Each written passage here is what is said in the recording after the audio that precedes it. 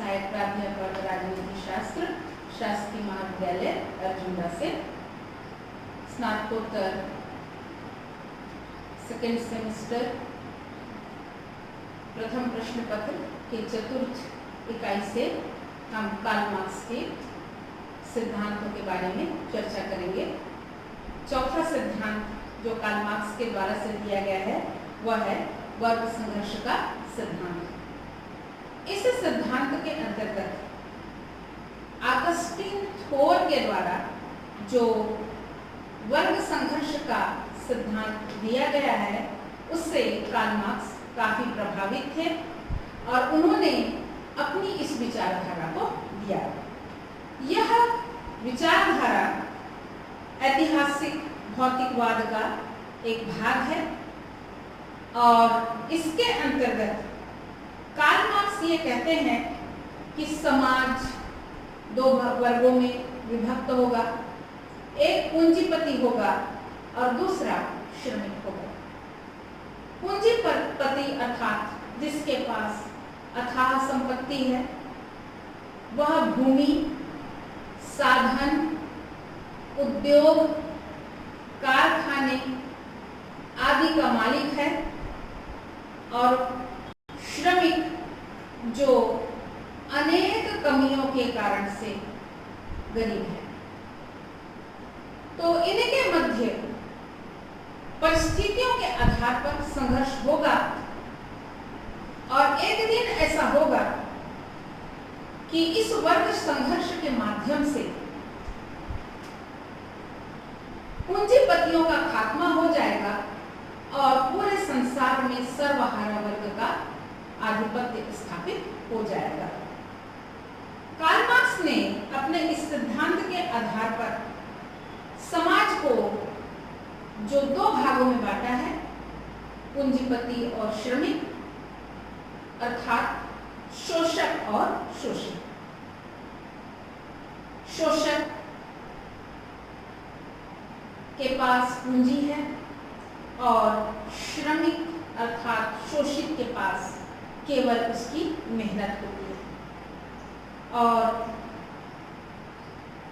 इस मेहनत से श्रमिक अपनी आवश्यकताओं की पूर्ति भी नहीं कर पाता है और वो हमेशा अभावग्रस्त रहता है और अभाव में ही अपना जीवन व्यतीत करता है और यही अभाव जो है वह उसे संघर्ष के लिए प्रेरित करती है। और कार्ल मार्क्स के अनुसार एक समय जब ऐसा आएगा अर्थात अंतिम समय जब समाज में शोषक और शोषित के मध्य संघर्ष होगा और शोषक वर्ग जो है वो समाप्त हो जाएगा।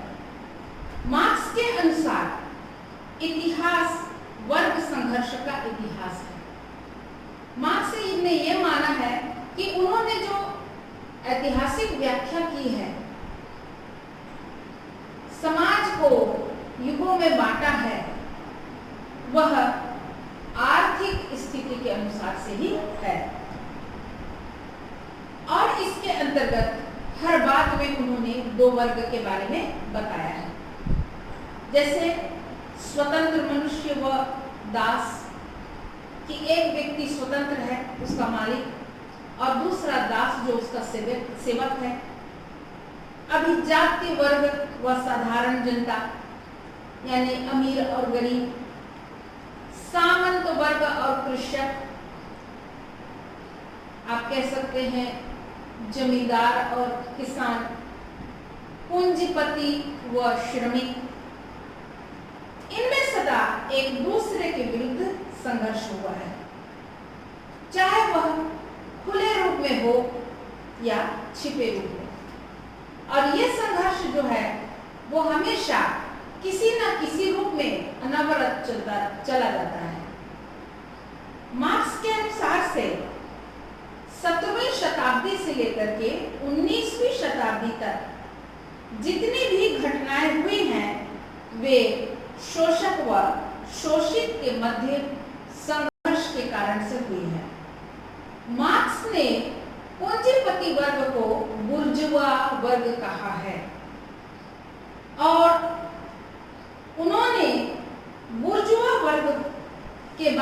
ये कहा है कि इन पूंजीपति यानी कि बुर्जुआओं ने जिन शस्त्रों का प्रयोग सामंतवादियों के विरुद्ध किया है, अब उनकी समाप्ति की और उन्हीं के खंडहर पर अपनी नींव डालकर अपनी बिल्डिंग खड़ी की, तो उन्हीं शस्त्रों का प्रयोग आज शोषक वर्ग को समाप्त करने के लिए शोषित कर रहे हैं, अर्थात उन्हीं साधनों का प्रयोग शोषक वर्ग को समाप्त करने के लिए कर रहे हैं। तो इस तरह से समाज में लगातार संघर्ष होता रहता है। मार्क्स का विचार था कि पूंजीवाद में आत्मा के विनाश के अंकुर होते हैं, यानी पैसा जो है या धन जो है वो मनुष्य के अंदर गिरावट लाता है, उसकी आत्मा में गिरावट लाता है और इस तरह से विनाश होता है। जो अपनी ही कब्र खोद रहे हैं, अर्थात पूंजीपति जो है वो पूंजीपति बनकर अपनी कब्र खोद रहे हैं, अपने लिए मृत्यु का सामान खरीद रहे हैं, ऐसा कार्ल मार्क्स का मानना है। आधुनिक बुर्जुआ वर्ग को उन्होंने जादूगर कहा है, जो ऐसे विश्व की रचना कर रहा है जो स्वयं पर नियंत्रण नहीं कर पा रहा है। अर्थात हम समाज में देखते हैं कि कभी भी आर्थिक मंदी आती है, कभी भी ऐसी विकट परिस्थितियां पैदा होती हैं जब अर्थव्यवस्था पूरी तरह से धाराशायी हो जाती है और समाज की स्थिति जो है वो बिगड़ जाती है।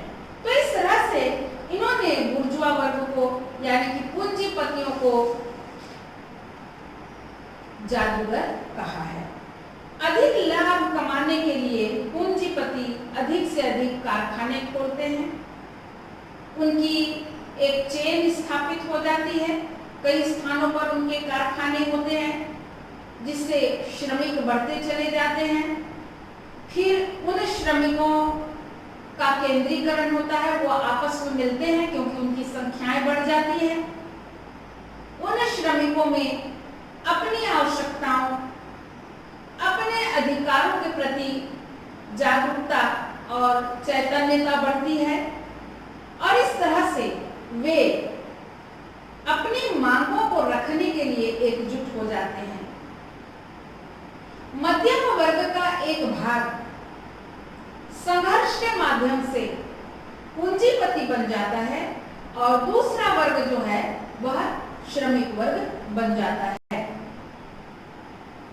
और श्रमिक पूंजीपति वर्ग के विरुद्ध खड़ा होकर के संघर्ष का शंखनाद करता है। ऐसा यहाँ पर इसलिए कहा गया है क्योंकि श्रमिक जो है वह अनेक प्रकार की परिस्थितियों से गुजरता है, अनेक प्रकार की कमियों से गुजरता है, जो उसे उद्वेलित करती है कि वह संघर्ष की ओर अग्रसर हो जाए। फ्रेडरिक वेटिकन ने एज ऑफ आइडियोलॉजी में लिखा है, उन्हें यह विश्वास दिलाया कि यह अंतिम संघर्ष है और इसके बाद साम्यवाद का सवेरा हो जाएगा। अर्थात कार्ल मार्क्स का ये मानना है कि एक दिन ऐसा आएगा जब संघर्ष होगा और समाज से एक वर्ग की समाप्ति हो जाएगी और केवल सर्वहारा वर्ग होगा और वर्ग विहीन समाज की स्थापना हो जाएगी और उसके पश्चात राज्य विहीन राज्य की भी स्थापना हो जाएगी और इस तरह से साम्यवाद का सवेरा आ जाएगा और मजदूरों की खुशहाली या मजदूरों की आर्थिक स्थिति जो है वो अच्छी हो जाएगी, ऐसा कार्ल मार्क्स का मानना था। आइए हम कार्ल मार्क्स की विचारधारा की आलोचना की ओर चलते हैं। पहली जो आलोचना यहाँ पर की गई है वह है वर्ग संघर्ष विनाशक है। वर्ग संघर्ष को इसलिए विनाशक माना गया है क्योंकि हिंसा का हर ओर विरोध किया जाता है, और यदि हिंसा होती है तो राष्ट्र और समाज दोनों की समाप्ति होती है। दोनों के अंदर अनेक प्रकार की उथल पुथल की स्थिति पैदा हो जाती है, और हिंसा जो है वह एक लंबी विनाशक प्रक्रिया है जिससे कि देश बर्बाद हो सकता है, उत्पादन ठप पड़ सकते हैं और समाज में खूनी संघर्ष हो सकता है जिसका प्रभाव पूरे समाज के ऊपर पड़ेगा। तो इस तरह से यह वर्ग संघर्ष जो है वो विनाशक है। यह हमें निर्माण की ओर नहीं बल्कि नाश की ओर लेकर जाता है, ऐसा आलोचकों का मानना है। दूसरी जो आलोचना यहाँ पर की है वो ये है कि यह अनावश्यक है। वर्ग संघर्ष को अनावश्यक माना गया है क्योंकि यह हिंसा के मार्ग पर चलने वाला है। यहाँ पर यह कहा जा रहा है कि सर्वहारा वर्ग पूंजीपति वर्ग को समाप्त कर देगा। तो किस तरह से समाप्त करेगा? हिंसा के माध्यम से ही समाप्त करेगा। तो खूनी संघर्ष जो है वह उचित नहीं है और ना ही इसकी कोई आवश्यकता है, ऐसा आलोचकों का मानना है। क्योंकि परिवर्तन विकास की प्रक्रिया है और विकास के माध्यम से हम अनेक प्रकार के परिवर्तन को ला सकते हैं। तीसरा जो आलोचना यहाँ पर किया गया है वो यह है कि आज तक कहीं भी वर्ग संघर्ष नहीं हुआ है। आज हम देखते हैं कि उदारता बढ़ रही है और एक दूसरे के साथ सहयोग करने की भावना भी बढ़ रही है। इस कारण से पूंजीपति श्रमिकों के साथ सहयोग करता है और श्रमिक जो है पूंजीपति के साथ सहयोग करता है। दोनों आपसी सामंजस्य से समस्याओं का सामना करते हैं और एक दूसरे के लिए कार्य करते हैं। तो इस तरह से श्रमिकों को सुविधा चाहिए और पूंजीपति को काम चाहिए, अच्छी तरह से काम करवाना चाहिए। तो इस तरह से यहाँ ये पाते हैं कि समाज में जो खूनी संघर्ष की बात, वर्ग संघर्ष की बात कही गई है, इसका प्रमाण हमें आज तक कहीं भी देखने को नहीं मिला है। चौथी आलोचना जो यहाँ पर की गई है वह है मध्यम वर्ग में विनाश नहीं। आर्थिक स्थिति से जो अन्य वर्गीकरण किया गया है उसके अंतर्गत उच्च वर्ग, मध्यम वर्ग और निम्न वर्ग। तो मध्यम वर्ग जो है वह किसी भी प्रकार के संघर्ष या किसी भी प्रकार से नाश की ओर नहीं जाता है और जो भी संघर्ष है वो उच्च और निम्न वर्ग के मध्य कही गई है। तो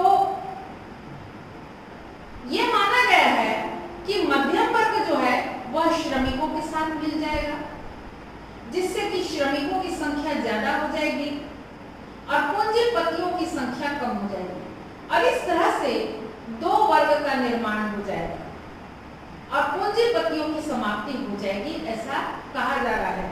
परंतु यह भी संभव नहीं है क्योंकि मध्यम वर्ग जो है वह उसकी उपयोगिताएं, उसकी आवश्यकताएं अलग हैं और श्रमिक वर्ग की आवश्यकता और उपयोगिता अलग है।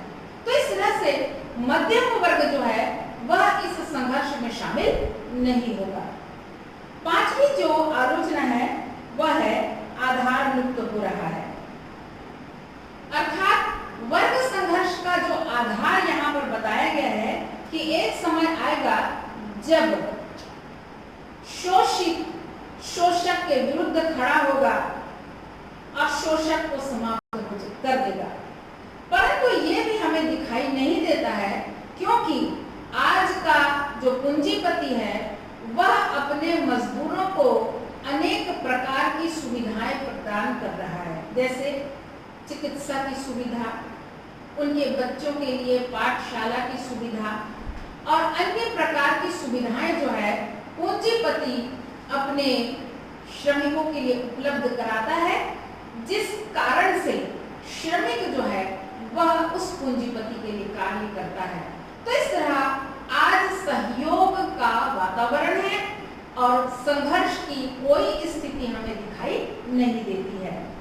छठवीं जो आलोचना यहाँ पर की गई है वह है क्रांति श्रमिक नहीं बुद्धिजीवी वर्ग से ही संभव है, क्योंकि श्रमिकों को कमाने और खाने की चिंता होती है कि कैसे उनके घर में चूल्हा जल सके, यह एक श्रमिक की चिंता होती है। और जो बुद्धिजीवी वर्ग होता है वही लाभ और हानि के बारे में सोचता है।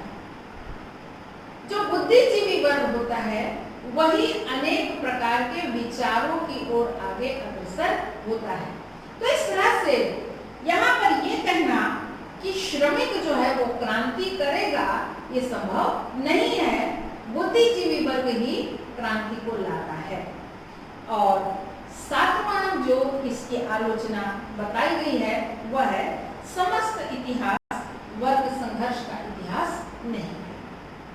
और यह इतिहास बताता है हमको कि आज तक जितने भी संघर्ष हुए हैं वे अन्य कारणों से हुए हैं।